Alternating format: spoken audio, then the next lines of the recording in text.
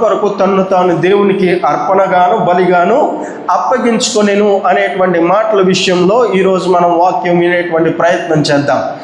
దేవుడు మనల్ని ప్రేమిస్తూ ఉన్నాడు అనేటువంటి విషయం ఇక్కడ అర్థమవుతుంది. క్రీస్తు మిమ్మల్ని ప్రేమించి అనే మాట రాస్తూ ఉన్నాడు కాబట్టి దేవుడు మనల్ని ప్రేమిస్తూ ఉన్నాడు.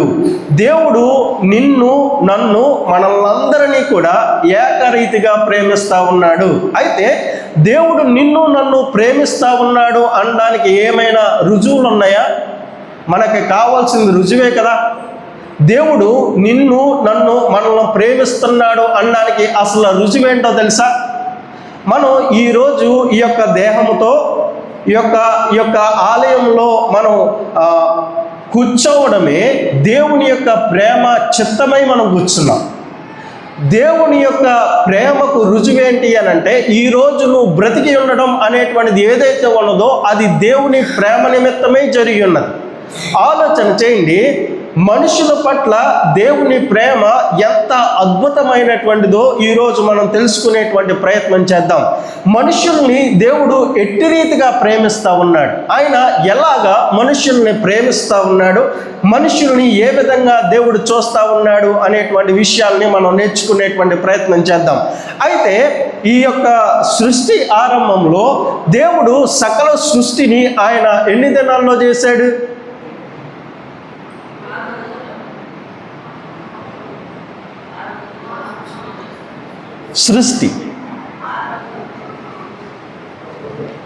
సృష్టి రైట్. నేను అడిగింది సృష్టి అడిగాను.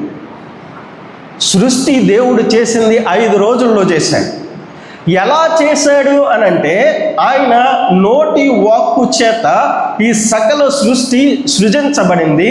ఈ సకల సృష్టిలో ఉన్నటువంటి జీవరాశులు చలరాశులు అన్నీ కూడా ఈ 5 దినాల్లో కేవలము ఆయన నోటి మాట ద్వారా ఇవన్నీ నిర్మించబడ్డాయి, ఇవన్నీ కూడా సృజించబడ్డాయి ఈ లోకంలో. అయితే మనుషుల్ని దేవుడు చేయడానికి నోటి వాక్కు సరిపోతుందా లేదా? ఈ సకల సృష్టిని నోటి వాక్కు చేత సృజించినటువంటి దేవుడు, సకల జీవరాశుల్ని నోటి మాట చేత సృజించినటువంటి దేవుడు మనుషుల్ని సృజించడానికి నోటి మాట అవసరం అవుతుందా రాదా? నోటి వాక్కు సరిపోతుందా లేదా అని అంటే సరిపోతుంది. మనుష్యుడు కలుగునుగాక నరుడు కలుగునుగాక అనంటే ఖచ్చితంగా నరుడు ఈ భూమి మీద ఉద్భవిస్తాడు. కానీ దేవుడు ఆ విధంగా మనుష్యుల్ని ఈ లోకంలోనికి తీసుకురావాలి అని అనుకోలేదు. ఈ సృష్టిని ఏ క్రమంలో చేశాడో, ఈ జీవరాశుల్ని ఏ క్రమంలో చేశాడో ఆ క్రమంలో దేవుడు మనుషులను చేయడానికి ఆయన ఇష్టపడలేదు. ఎందుకు ఇష్టపడలేదు అనంటే మనుషుని పట్ల దేవునికి అద్భుతమైనటువంటి ప్రణాళిక ఉన్నది, దేవునికి అద్భుతమైనటువంటి ఆలోచన ఉన్నది. దేవుడు మనుషులను ఎట్టి రీతిగా ప్రేమిస్తున్నాడు అనేటువంటి విషయం అక్కడే అర్థమైపోతా ఉన్నది. ఎలాగ ప్రేమిస్తా ఉన్నాడు అనంటే దేవుడు మనుషులను చేయడానికి ఆ 6వ దినాన్న మనుషుని దేవుడు చేయడానికి ఆయన తన పరలోకాన్ని వదిలిపెట్టుకుని వచ్చాడు. ఆయన తన రాజ్య సింహాసనం మీద నుంచి దిగొచ్చాడు. ఆయన కిందకు వచ్చి భూమి మీదకు వచ్చి ఆయన మోకాళ్ళుని ఒక మట్టి ముద్దని చేసుకుని ఆ మట్టి ముద్దని ఆయన రూపాన్ని ఇచ్చాడు. ఆయన చిత్రకారుడు, ఆయన శిలాకారుడై ఉన్నాడు కాబట్టి ఆ మట్టి ముద్దను చెక్కడం ప్రారంభించాడు. ఆలోచన చేయండి, ఒక వ్యక్తి దేనినైనా ప్రేమిస్తూ ఉన్నాడు అనంటే దాని మీద ప్రత్యేకమైనటువంటి శ్రద్ధను కనపరుస్తూ ఉంటాడు. నేను దేనినైనా ప్రేమిస్తూ ఉన్నాను అనంటే దాని మీద ప్రత్యేకమైనటువంటి శ్రద్ధ ఉంటుంది. దేవుడు దేనిని ప్రేమిస్తున్నాడు, దేని మీద ప్రత్యేకమైనటువంటి శ్రద్ధను కలిగి ఉన్నాడు అనంటే దేవుడు మనుష్యుని చేయడం పట్ల శ్రద్ధ కలిగి ఉన్నాడు. ఎందుకు అనంటే మనుష్యులను దేవుడు ప్రేమిస్తూ ఉన్నాడు కాబట్టి. ఆయన ఒక మట్టి ముద్దను తీసుకొని దాన్ని చెక్కుతూ ఉన్నాడు. ఎందుకు చెక్కుతూ ఉన్నాడో తెలుసా? ఆయన శిలాకారుడు కాబట్టి, ఆయన శిల్పి కాబట్టి. శిల్పి ఏం చేస్తూ ఉంటాడో తెలుసా? ఒక శిలను తీసుకుని దాన్ని చెక్కేటువంటి ప్రయత్నం చేస్తాడు. దేవుడు మనల్ని అట్టి రీతిగా చెక్కాడు. ఎలా చెక్కాడు అనంటే ఈ యొక్క బాడీని దేవుడు తయారు చేయడానికి నీ యొక్క ముఖంలో ఉన్నటువంటి కళ్ళు భాగాన్ని ఆయన చెక్కాడు, ముక్కు భాగాన్ని ఆయన చెక్కాడు. నోరు భాగాన్ని ఆయన చెక్కాడు, నీ నుదుటి భాగాన్ని ఆయన చెక్కాడు, నీ తల వెంట్రుకలను ఆయన చెక్కాడు, నీ చెవులను ఆయన చెక్కాడు. ఇదంతా కూడా ముఖాన్ని ఆయన తయారు చేశాడు. ఆలోచన చేయండి, ఏ చిత్రకారుడు కూడా ఒక విషయాన్ని చేస్తూ ఉంటాడు. ఏంటో తెలుసా? ఒకే చిత్రాన్ని 10 రకాలుగా వేసి చూపించడమే చిత్రకారుని యొక్క లక్షణం. ఒకే చిత్రాన్ని 10 సార్లు ఒకే రకంగా వేస్తే వాడు చిత్రకారుడు అవడం, వాడు డూప్లికేట్ అవుతాడు. దేవుడు ఏం చేశాడో తెలుసా? ఇక్కడ కూర్చున్న మనల్ని కూడా ఆయన చెక్కుకుంటూ వచ్చాడు. ఎలా అనంటే, ఆయన ఆలోచన సిద్ధంగా ఆయనకి ఎలా ఇష్టమైతే అలా చెక్కాడు నిన్ను నన్ను. అందుకనే నీవు నేను మనమందరం కూడా వేరువేరుగా ఉన్నాం. లేకపోతే ఒక చిత్రకారుడు ఒకే శిలని లేకపోతే 10 శిలని ఒకే రకంగా చెక్కితే వాడు చిత్రకారుడు ఎలా అవుతాడు? దేవుడు ఒకవేళ మనల్ని అందరినీ ఒకేలాగా రూపిస్తే నువ్వు నేను మనమందరం ఒకేలా ఉంటాం, చైనా వాడికి లాగా కదా. కానీ నువ్వు నేను ఒకలా లేము. అంతెందుకు, నాకు పుట్టిన కుమారుడు నాలా లేడు. ఒకవేళ నా కుమార్తె పుడితే నా కుమార్తె కూడా నాలా ఉండదు. నేను కంటేనే కదా వచ్చారు వాళ్ళిద్దరు, మరి ఎందుకు నా రూపం రాలే అంటే దీంట్లో నా ప్రమేయం ఏమీ లేదండి. దీంట్లో నా ప్రమేయం ఏమీ లేదు. ఎందుకు ప్రమేయం ఏమీ లేదు తెలుసా? చిత్రీకరించేవాడు, రూపించేవాడు, చెక్కేవాడు ఇంకొకడు ఉన్నాడు. ఆయన ఎలా చెక్కగలిగితే అలా చెక్కుతాడు. ఆయనకి ఎలా ఇష్టమైతే అలా నిన్ను నన్ను చెక్కగలుగుతాడు. అందుకనే నా కుమారుడు నాలా ఉండడు. చాలామంది అంటారు, ఏమన్నా తెలుసా? ఈ ముక్కు మీలా ఉందండి, ఈ నోరు మీలా ఉందండి, ఈ నుదుటి మీలా ఉండదు. ఎవరిలా ఉంటుందండి? ఎవరిలాగా ఉండదు. ఆడికిలాగానే ఉంటుంది. దేవుడు అంత అద్భుతకరంగా, అంత ఆశ్చర్యకరంగా దేవుడు నిన్ను నన్ను తయారు చేయడానికి, నిన్ను నన్ను సృజించడానికి ఆయన పరలోకాన్ని వీడి ఆయన భూలోకం వచ్చి ఆయన నిన్ను నన్ను చెక్కాడు. శరీర అవయవాల్ని ఒకవేళ నువ్వు చూసుకుంటే నీ యొక్క గుండె ఎక్కడ ఉండాలి అని ఎవరు నిర్ణయించారు? దేవుడే నిర్ణయించాడు. అది ఎంత ఉండాలో దాన్ని దేవుడే నిర్ణయించాడు. అది నిమిషానికి ఎన్నిసార్లు కొట్టుకోవాలో దేవుడు నిర్ణయించాడు. నీ కాలేయం ఎక్కడ ఉండాలో దాన్ని దేవుడు నిర్ణయించాడు. నీ ఊపిరితిత్తులు ఎక్కడ ఉండాలో దాన్ని దేవుడు నిర్ణయించాడు. నీకు ఎముకలు ఎక్కడెక్కడ ఉండాలో దేవుడు నిర్ణయించాడు. నీ శరీరంలో రక్త ప్రసరణ జరిగేటువంటి వెయిన్స్ ఏవైతే ఉన్నాయో అవి ఎక్కడి నుండి ఎక్కడి వరకు పారాలో అవన్నీ కూడా దేవుడే చేశాడు. ఆలోచన చేయండి, దేవుడు ఎంత శ్రద్ధ కలిగి మనలను తయారు చేశాడో తెలుసా? ఎంత శ్రద్ధ పెట్టాడో తెలుసా? నిన్ను నన్ను తయారు చేయడానికి, నిన్ను నన్ను ఈ లోకంలోనికి తీసుకురావడానికి ఆయన అంత శ్రద్ధను కనపరిచి ఈ శరీరాన్ని, ఈ దేహాన్ని, ఈ యొక్క ఔదార్యాన్ని నీకు నాకు దేవుడు ఇచ్చాడు. నేను అనుకునేవాడిని వాక్యం తెలియకముందు, అంటే వాక్యం తెలియక అంటే నేను ఇంకా రక్షింపబడక ముందు చాలా సందర్భాల్లో ఇలా అనుకునేవాడిని, నేను కొంచెం తెల్లగా ఉంటే బాగుంటుంది అని. నేను కొంచెం తెల్లగా ఉంటే బాగుంటుంది. తెల్లగా ఉన్న వాళ్ళని చూసి నేను అనుకునే మాట ఏంటో తెలుసా? నేను కూడా కొంచెం తెల్లగా ఉంటే బాగుంటుంది, వాళ్ళకిలాగా బాగా మంచి స్టైల్గా రెడీ అవుదును, ఇది చేద్దును అది చేద్దును అని అనుకునేవాడిని. కానీ వాక్య లోతుల్లోకి వెళ్ళే కొద్దీ, వాక్య అనుభవంలోనికి వెళ్ళే కొద్దీ నాకు అర్థమైంది ఏంటో తెలుసా? దేవుడు నన్ను ఇలాగే ఉండాలనుకున్నాడు. అర్థమైందా? నేను నల్లగా ఉండడమే దేవుడికి ఇష్టం. నేను తెల్ల రంగు పూసుకుంటే అది దేవుడికి ఇష్టం ఉండదు. ఎందుకో తెలుసా? నా రంగుని ఆయన నిర్ణయించాడు. ఈ రంగులో నన్ను దేవుడు చూస్తే, రే నీ అంత అందగాడు ప్రపంచంలో ఎవడో లేడురా అని అనుకుంటాడు దేవుడు. తెలుసా మీకు? నాకు రూపాన్ని ఇచ్చినటువంటి దేవుడు, నా రంగుని ఇచ్చినటువంటి దేవుడు, నా రంగుని నా రూపాన్ని చూసి నువ్వు చాలా అందగాడివి, ప్రపంచంలో నీలాంటి అందగాడు ఇంకొకడు లేడు అని అంటాడు దేవుడు. అప్పుడు నాకు అర్థమైంది ఏంటో తెలుసా? ఓహో, నా నల్లతనం దేవుడికి బాగా అందంగా కనిపిస్తుందేమో. ఎందుకు ఈ మాట చెప్తున్నానో తెలుసా? దేవుని యొక్క రూపం, దేవుడు ఇచ్చినటువంటిది ఏదైనా కూడా అద్భుతమైనటువంటి. ఆ విధంగా మనల్ని చేశాడు. నేను ఎందుకు ఈ మాట చెప్పానో తెలుసా? నాలాగా ప్రపంచంలో ఎవడుండడు, నాలాగా ప్రపంచంలో ఇంకొకడు ఉండడు. ఈ లోకంలో ఉన్నటువంటి సామెత ఏంటంటే, నిన్ను పోలినటువంటి వాడు ఏడుగురు మంది ఉంటారని. 7 మంది కాదు కదా, ఒక్కడు కూడా నువ్వు తీసుకురాలా. ఎందుకో తెలుసా? దేవుడు నాలాంటి వాడిని నన్ను ఒక్కడనే చేశాడు, మరొక్కడిని నాకు డూపుగా ఇంకొకరిని చేయలేదు కదా. ఒకవేళ నాకు పుట్టినటువంటి వాడు నాలాగా ఉంటే నాకు డూపు అవుతాడు అని. అంతేనా? నాలాంటి వాడు నువ్వు ప్రపంచంలో నలుమూలలు వెతికినా ఎక్కడా కనిపించడం. మీలాంటి వాళ్ళని ప్రపంచంలో నలుమూలలు వెతికినా మీలాంటి వాళ్ళని ఎవరు కనుగొనలేరు. దేవుడు మిమ్మల్ని అంత స్పెషల్గా, అంత ప్రాముఖ్యమైనటువంటి వ్యక్తులుగా, ప్రత్యేకమైనటువంటి వ్యక్తులుగా దేవుడు నిన్ను నన్ను మనల్ని చేశాడు. ఎందుకు ఇవన్నీ చేశాడో తెలుసా? దేవుడు నిన్ను నన్ను అటు రీతిగా ప్రేమిస్తున్నాడు కాబట్టి, దేవుడు నిన్ను నన్ను ఆ విధంగా ప్రేమిస్తున్నాడు కాబట్టి ఈ లోకంలో నీలాంటి వాడిని ఇంకొకరిని దేవుడు తయారు చేయలేదు. దేవుడు అట్టి విధమైనటువంటి ప్రేమ నీ పట్ల, నా పట్ల, మన పట్ల ఆయన చూపిస్తూ కురిపిస్తూ ఉన్నాడు. అయితే సర్వసాధారణంగా దేవుని ప్రేమ అర్థం కానటువంటి మనం, దేవుని ప్రేమను అర్థం చేసుకోలేనటువంటి మనం ఈ లోకంలో జీవిస్తూ దేవుని ప్రేమ ఎలాంటిదో తెలుసుకోలేనటువంటి మనం ఇతర ప్రేమల వైపునకు చూస్తూ దేవుని ప్రేమను సరైనటువంటి రీతిలో అర్థం చేసుకోలేనటువంటి అవిధేయమైనటువంటి పరిస్థితుల్లో మనం ఉండిపోతూ ఉన్నాం. ఆలోచన చేయండి.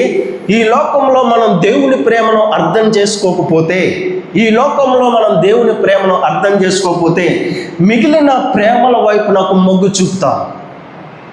ఇక్కడ కూర్చున్న మనమందరం కూడా దేవుని ప్రేమను సరిగ్గా అర్థం చేసుకోవాలి. దేవుడు మన పట్ల ఎంత ప్రణాళికను కలిగి ఉన్నాడు, దేవుడు ఎంత ఎఫర్ట్ని పెట్టాడు మనల్ని తయారు చేయడానికి, దేవుడు మనల్ని ఎంత ప్రేమించాడు అనేటువంటి విషయాన్ని మనం అర్థం చేసుకోలేక ఇహలోకపు సంబంధమైనటువంటి ప్రేమల వైపునకు మనం చూస్తూ వాటిని కోరుకుంటూ వాటి కొరకు ఆత్రుత పడుతూ వాటి కొరకు మనం వేగిరపడుచు వాటి వెనకాల మనం పరిగెడతా ఉన్నాం ఈ లోకంలో. అయితే ఆలోచన చేయండి, దేవుని ప్రేమ వేరు, ఈ లోక సంబంధుల ప్రేమ వేరు. దేవుని ప్రేమ శాశ్వత కాలం ఉంటుంది, మనుషుల ప్రేమ శాశ్వత కాలం ఉండదు. ఇహలోకపు సంబంధమైనటువంటి ప్రేమలు ఏది చూస్తున్నా మీరు, ఆ ప్రేమలు పరిధులు కలిగినటువంటి ప్రేమలు, షరతులు కలిగినటువంటి ప్రేమలు. మనం ఎటువైపు మొగ్గు చూపుతాం, ఎటువైపు మొగ్గు చూపిస్తూ ఉన్నాం? షరతులు కలిగినటువంటి ప్రేమల వైపు, పరిధులు కలిగినటువంటి ప్రేమల వైపు మన హృదయం తహతహలాడుతూ ఉంది వాటిని పొందుకోవడానికి. అయితే ఈ ప్రేమలు మనల్ని అంతవరకు తీసుకుని వెళ్ళావు. ఇవి మధ్యలో ఆగిపోయేటువంటి ప్రేమలు, ఇహలోకపు సంబంధమైనటువంటి ప్రేమలు ఏవైనా కూడా మధ్యలో ఆగిపోతాయి. అవి పూర్తి కావు, పూర్తిగా మనతోటి రావు అని అనడానికి చాలా ఉదాహరణలు నేను చెప్తాను మీకు. ఈ లోకంలో మనం ఏ ప్రేమలు చూస్తాం? ఈ లోకంలో మనం ఎలాంటి ప్రేమలు, ఏ ప్రేమలు చూస్తాం చెప్పండి?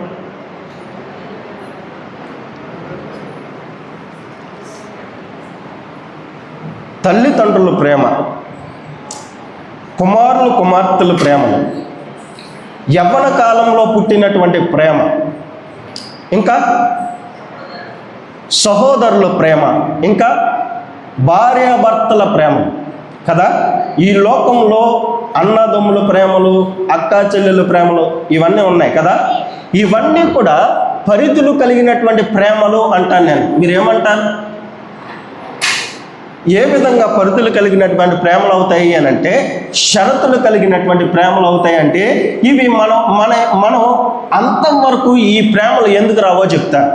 తల్లిదండ్రులు మనల్ని ప్రేమిస్తారు, పిల్లలైనటువంటి వాళ్ళు, కుమారులైనటువంటి వారిని కానీ కుమార్తెలైనటువంటి వారిని కానీ ప్రేమిస్తారు. వారి ప్రేమ ఎక్కడ దాకా ఉంటుందో తెలుసా? నువ్వు వారి మాట వినేంత వరకు.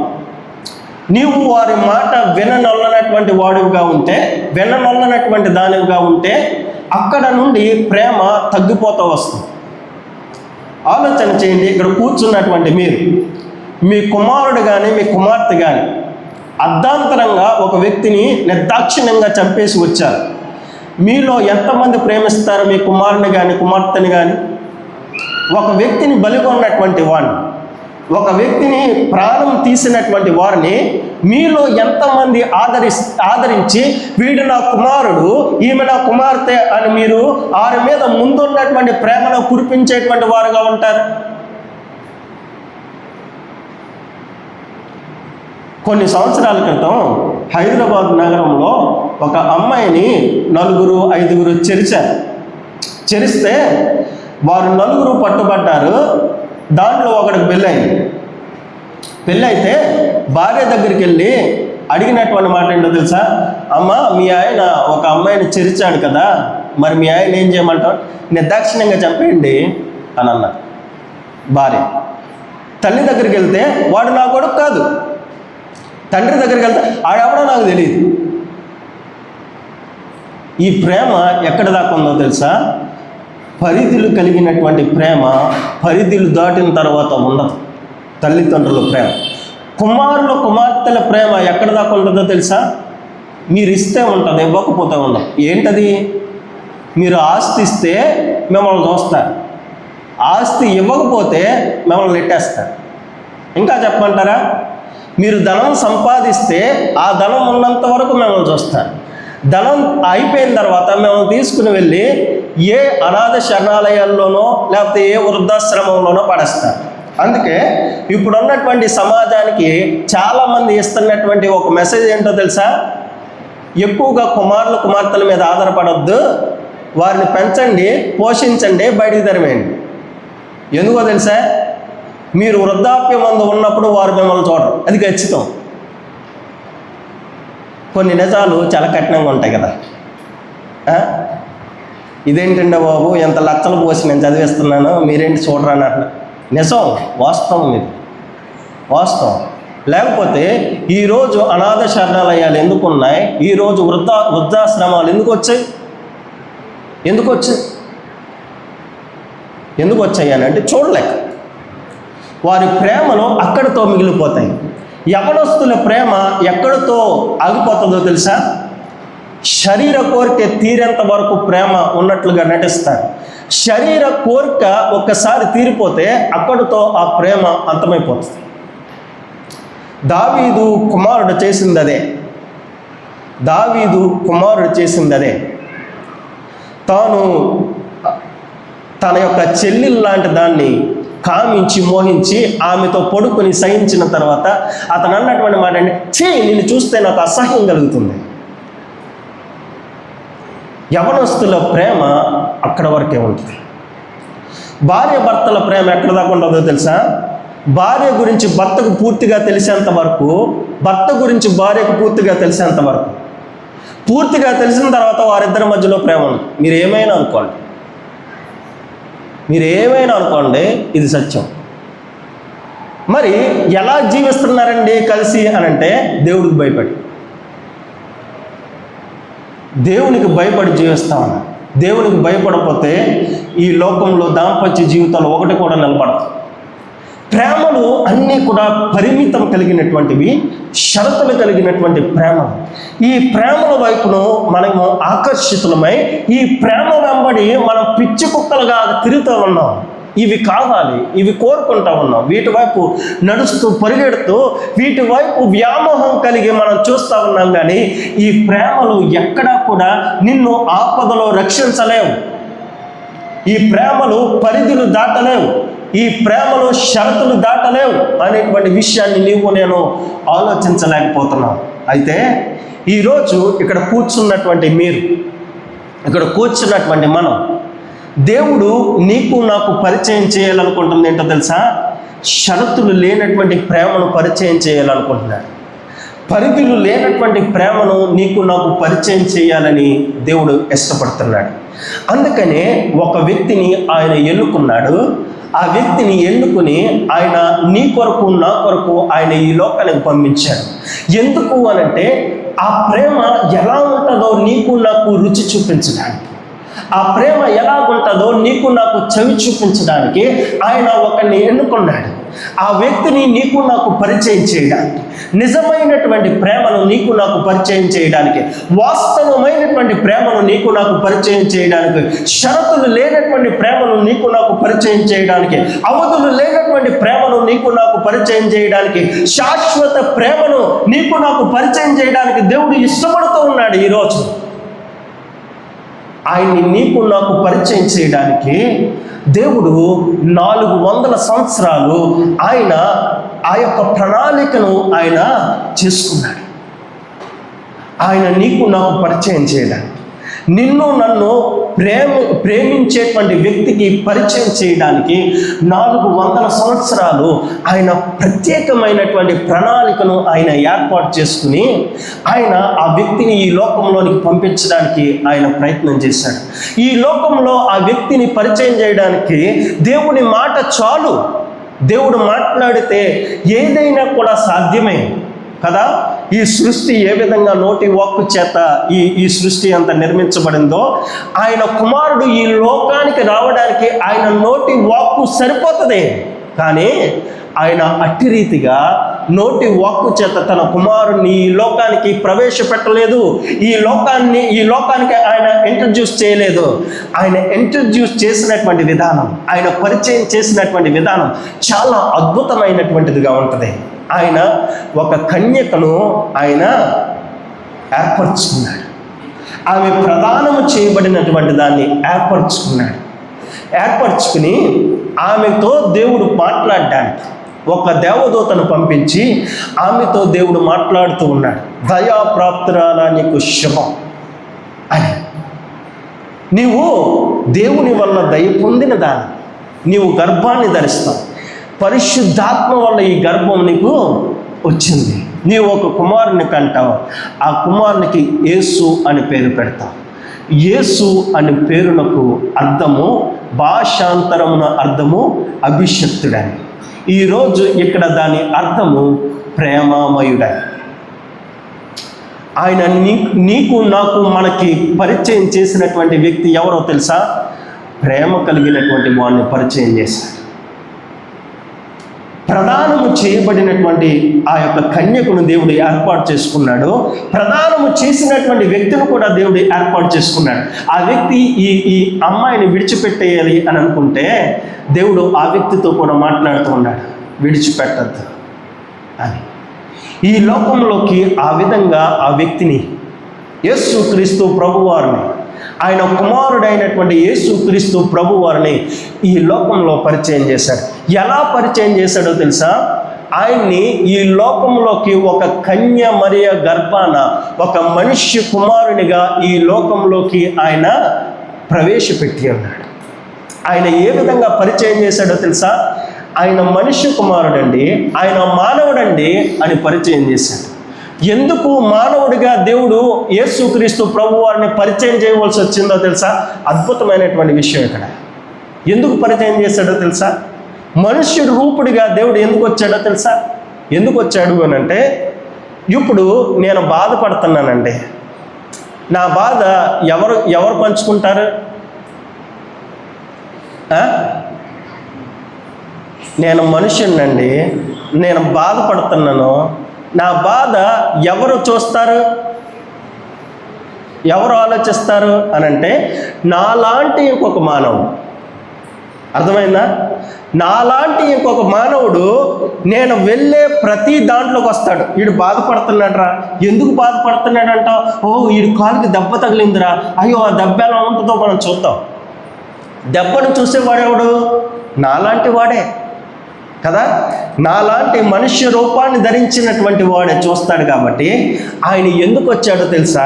నీవు ఎలాంటి స్థితిలో పడిపోయావో, ఎలాంటి స్థితిలో ఉన్నావో, ఎక్కడున్నావో, ఎక్కడ పడిపోయావో ఆయన నిన్ను తేరి చూడడానికి మనుష్య కుమారుడిగా వచ్చాడు. అర్థమైందా? మనుష్య కుమారుడిగా ఎందుకు వచ్చాడు అని అంటే, నిన్నులాగా చూడడానికి వచ్చాడు ఆయన.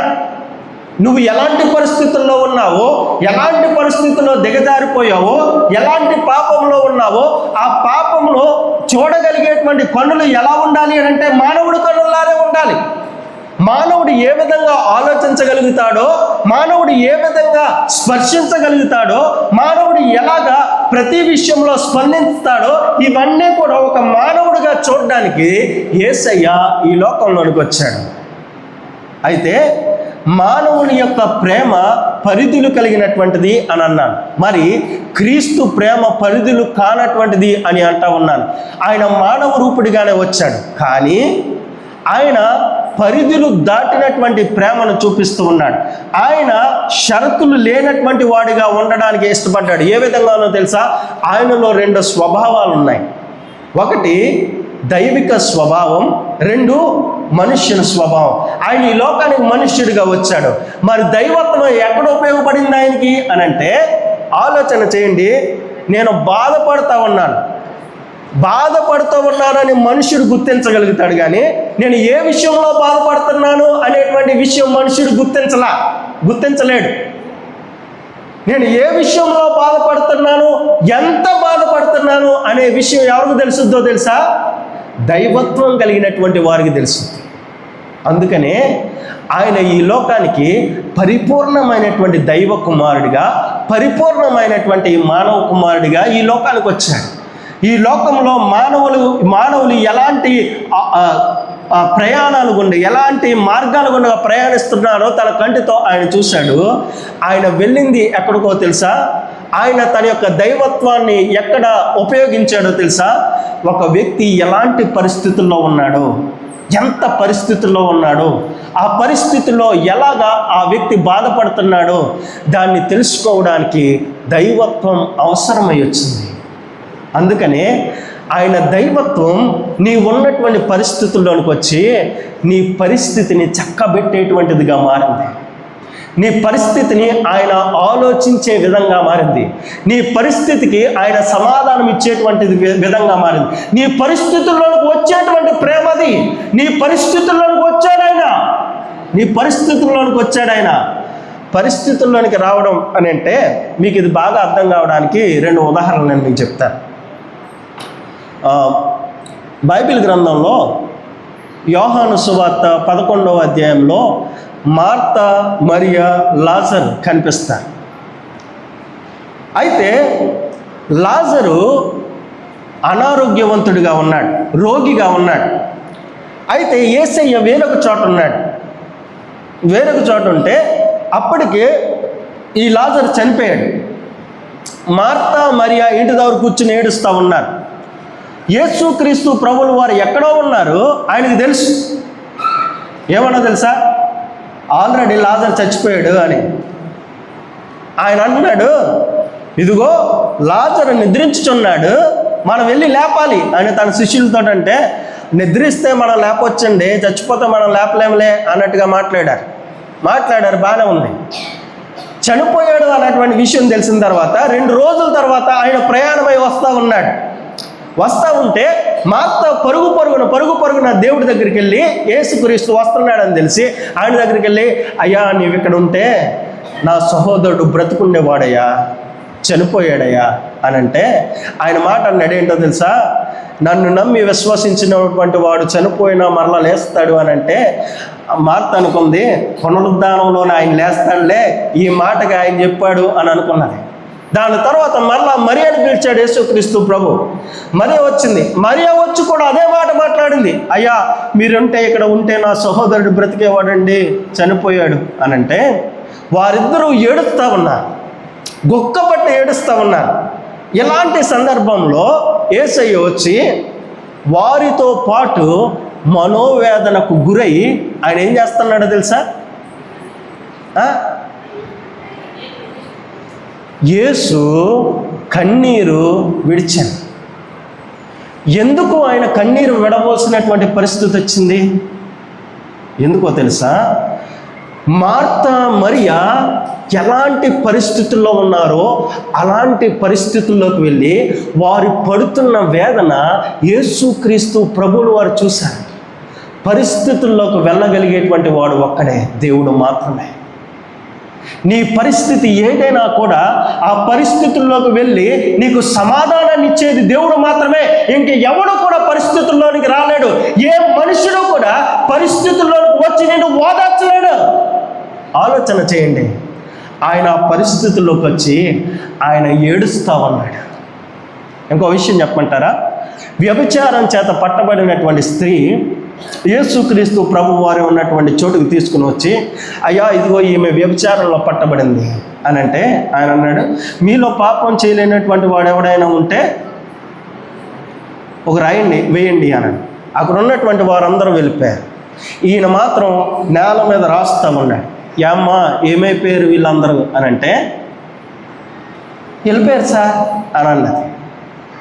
వెళ్ళిపోయారా, సరే నేను కూడా రాయి వేయనులే అని చెప్పి ఇక మీద పాపం చేయొద్దని వెళ్ళిపోయాడు ఆయన. ఎందు గురించి ఆయన ఈ మాట మాట్లాడాడో తెలుసా? ఆమె వ్యభిచారం చేత పట్టబడింది. ఆ పరిస్థితుల్లోకి దేవుడు వెళ్ళాడు. ఎందు నిమిత్తమై తాను వ్యభిచారం చేస్తూ ఉంటుంది? తన పొట్ట నింపుకోవడానికే కదా, తాను ఈ లోకంలో జీవించడానికే కదా, ఒక ముద్ద నోట్లోకి వెళ్ళడానికే కదా. ఈ పరిస్థితులన్నింటినీ ఆయన నిశ్చితంగా పరిశీలించాడు. అందుకనే ఆయన కూడా ఒక రాయి వేయలేదు. నాలో పాపం ఉందని ఎవడైనా రుజువు చేయగలరా అని అనినటువంటి ఆయన, మీలో పాపం ఉంటే రాయి విసరండి, పాపం లేకపోతే రాయి విసరండి అన్నటువంటి ఆయన, ఈయన రాయి విసరొచ్చు కదా, ఈయన పాపం లేనటువంటి వాడే కదా. అది కూడా ఆయన చేయలేదు. ఎందుకో తెలుసా? ఆయన పరిస్థితుల్లోకి వెళ్ళగలిగేటువంటి సమర్థుడు కాబట్టి.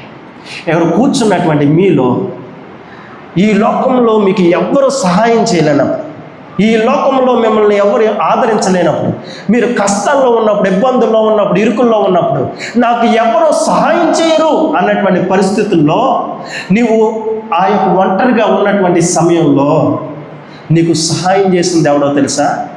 దేవుడే. ఎందుకో తెలుసా? దేవుడు నీ స్థితిగతుల్లోకి వచ్చేవాడు, నీ పరిస్థితుల్లోకి వచ్చేవాడు, నీ శోధన ఎరిగినటువంటి వాడు, నీ బాధను ఎరిగినటువంటి వాడు. ప్రభువా నాకు ఈ లోకంలో ఎవరు సహాయం చేయట్లేదు అన్న సమయంలో మరణ శయ్య మీద ఉన్నటువంటి వారిని లేపినటువంటి దేవుడు కాదా? ఏ విధంగా లేపాడు? ఈ లోకంలో ఎవరు సహాయం చేయలేదు, మరి ఏ విధంగా బ్రతికారు అని అంటే దేవుడు వచ్చి బతికించాడండి. కష్టాలు కలమిలో ఉన్నప్పుడు, నీ కష్టాలు నీ ఎవడు తీర్చలేనప్పుడు ఏ విధంగా పోయాయి అని అంటే దేవుడు నీ కష్టాల్లోకి వచ్చాడు, అందుకనే పోయాయి. నీవు ఇబ్బందిని ఎదుర్కొంటూ ఉన్నప్పుడు ఇబ్బందిని తీసివేసినటువంటి వాడెవడు? దేవుడు తప్ప మరి ఎవడూ లేడు. ఎలాంటి సందర్భాలు మీ జీవితంలో లేవా? అనేకమైనటువంటి ఉండుంటాయి. నాకు ఎవరు సహాయం చేయలేనప్పుడు దేవుడు మాత్రమే సహాయకర్తగా ఉన్నాడు.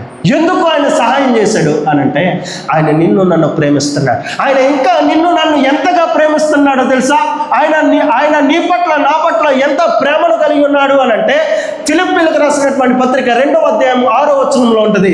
ఫిలిప్పీలకు రాసినటువంటి పత్రిక 2వ అధ్యాయం 6వ వచనంలో ఉంటుంది. ఆయన ఏ విధంగా మనల్ని ప్రేమిస్తున్నాడు అని అంటే ఆయన నీ పరిస్థితుల్లోకి వచ్చి నీ పరిస్థితిని మార్చివేసి ఆయన నిన్ను ప్రేమిస్తూ ఉంటే ఆయన తన సింహాసనమును వదిలిపెట్టకూడని భాగ్యమని ఎంచుకోలేదు. ఆయన తన యొక్క సింహాసనమును వదిలిపెట్టాడు, తన యొక్క స్థాయిని వదిలిపెట్టాడు, తన స్థితిని వదిలిపెట్టి కేవలం నీ కొరకే ఆయన ఈ భూలోకానికి వచ్చాడు. ఏ విధంగా వచ్చాడు అని అంటే రిక్తునిగా ఈ లోకానికి వచ్చాడు. అదే ఫిలిప్పీలకు రాసినటువంటి పత్రిక 2వ అధ్యాయం 6వ వచనంలో ఉంటుంది. ఎవరైనా చదవగలుగుతారా? గట్టిగా చదవండి.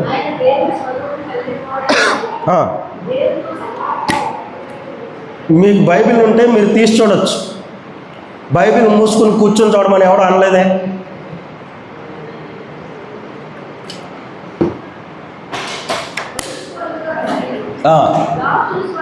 దాసుని స్వరూపమును ధరించి తన్ను తానే రిక్తునిగా చేసుకొని ఈ లోకంలోనికి ఎందుకు వచ్చాడయ్యా అని అంటే తన భాగ్యాన్ని, తనకున్నటువంటి స్థానాన్ని, తనకున్నటువంటి స్థితిని వదిలేసి ఎందుకు వచ్చాడయ్యా అని అంటే ఆయన నిన్ను నన్ను అంత అత్యధికంగా ప్రేమించడం కారణం బట్టి, ఆయన నిన్ను నన్ను ప్రేమిస్తున్న కారణం బట్టి ఆయన ఈ లోకంలోకి ఆయన తన యొక్క సింహాసనాన్ని, తన స్థానాన్ని వదిలిపెట్టుకొని వచ్చాడు.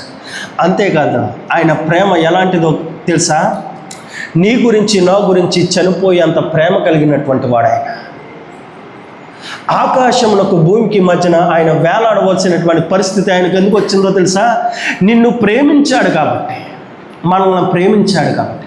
ఎంత ప్రేమించాడు అని అంటే నా ప్రాణం పోయేంతగా మిమ్మల్ని ప్రేమించాను నేను. మీ కొరకు ఏదైనా చేయడానికి ఇష్టపడినటువంటి వాడిని నేను. మీ కొరకు శ్రమ నేను అనుభవిస్తాను, మీ కొరకు బాధ నేను అనుభవిస్తాను, మీ కొరకు కష్టమా నేను అనుభవిస్తాను, మీ కొరకు నష్టమా నేను అనుభవిస్తాను. మీరు రక్తం కార్చాలా? అవసరం లేదు, నేను రక్తం కార్చుతాను. మీ ప్రాణం పోవాలా? మీకు పోవడం అవసరం లేదు. నీ కొరకు నా కొరకు ఆయన ప్రాణం పెట్టినటువంటి మహనీయుడైనా ఎందుకు ప్రాణం పెట్టాడు? ఎందుకు ప్రాణం పెట్టాడు అని అంటే, నిన్ను నన్ను అంత అత్యధికంగా ప్రేమించాడు కాబట్టి.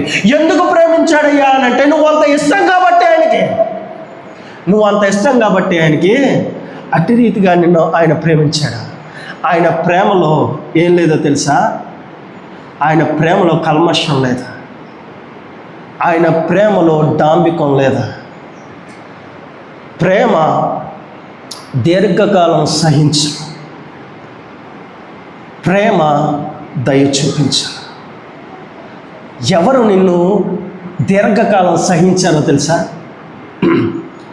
ఆయనే. అందుకనే కొరింథీయులకు రాసినటువంటి పత్రిక 13వ అధ్యాయం 4వ వచనంలో ఈ మాటలు ఉంటాయి. కొరింథీయులకు రాసినటువంటి పత్రిక, మొదటి పత్రిక 13వ అధ్యాయం 4వ వచనం, ప్రేమ దీర్ఘకాలం సహించును, దయ చూపించును, ప్రేమ మత్సరపడదు, ప్రేమ డంబముగా ప్రవర్తించదు, అది ఉప్పొంగదు, అమర్యాదగా నడవదు, త్వరగా కోపపడదు, అపకారము చేయదు, దుర్నీతి విషయమై సంతోషపడక సత్యమందు సంతోషించును, అన్నిటినీ తాలుకొనును, అన్నిటినీ నమ్మును, అన్నిటినీ పరీక్షించును, అన్నిటినీ ఓర్చును. ఇది అద్భుతమైనటువంటి ప్రేమ. ఇది అద్భుతమైనటువంటి ప్రేమ. ఈ ప్రేమ ఈ లోకంలో ఎవ్వరూ ఇవ్వలేనటువంటి ప్రేమ. ఈ లోకంలో మన మీద ఎవరు చూపించలేనటువంటి ప్రేమ.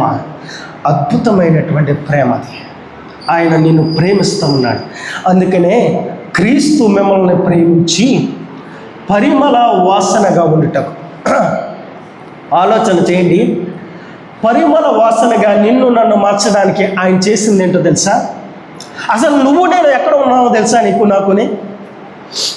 పరిమళానికి వ్యతిరేక పదం ఏంటి?